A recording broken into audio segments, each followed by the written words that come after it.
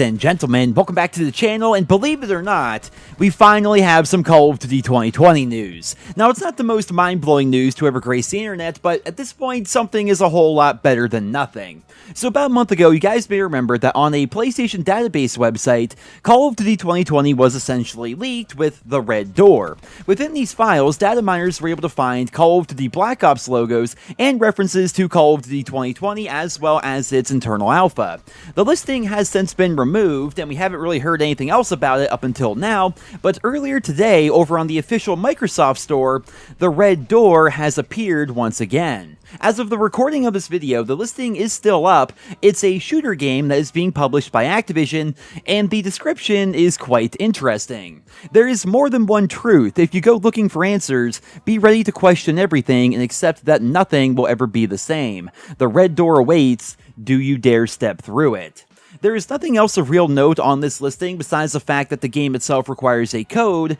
to be able to enter and download. When this was all leaked via the PlayStation database website, everything in the files claimed that the Red Door was an internal alpha for Call of Duty 2020, which basically means it's a super early build of the game that the developers are using to test out various features. It's believed that the reason why we keep seeing the Red Door appear on different websites is because with everything happening in the world right now, developers are all working from home. The studios and the offices themselves are all closed, and because of that, they can't simply just go to work and develop the game and test the game, so instead they need to make the game available online so as many developers and as many QA testers can get in there and test out COD 2020 and try to get it into a proper working state. I guess it is worth mentioning as well that because the development cycle for COD 2020 has been such a train wreck, that it would not be entirely implausible that an alpha could be released for fans to play, but as of right now, we have no reason to believe that's going to happen anytime soon. It would make sense for them to do that, though. I mean, if they were to open up the alpha for fans to give feedback for the game,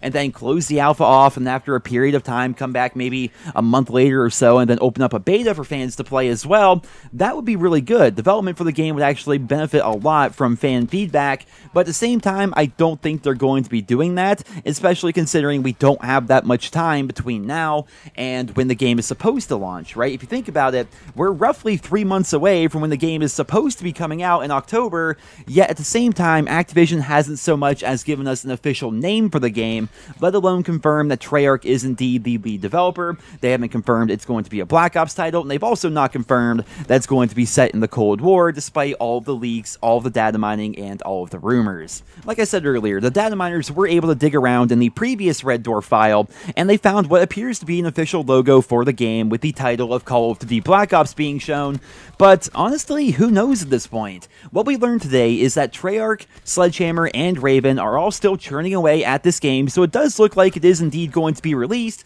but I think the reason why Activision is refusing to acknowledge the game is because they want to keep their options open. If development falls through because everybody is working from home, I think they want to have the availability to just make an announcement saying that the game is going to be delayed. They don't want to release the name, they don't want to give us trailers or start talking about a beta or even start the entire marketing process just for the game to be delayed for 6 months or even a year. Plus, with them not officially saying anything about Call of Duty 2020, that leaves room for tons and tons of speculation, which in some ways is a form of marketing in and of itself, but all I know is there's a very real possibility that the game is going to be delayed and not be coming out this holiday season, and if that's the case, I think that would be really good for the franchise. As much as I want a new Cold War themed Black Ops game, if you guys don't know, Black Ops 1 is my favorite title in the Call of Duty franchise,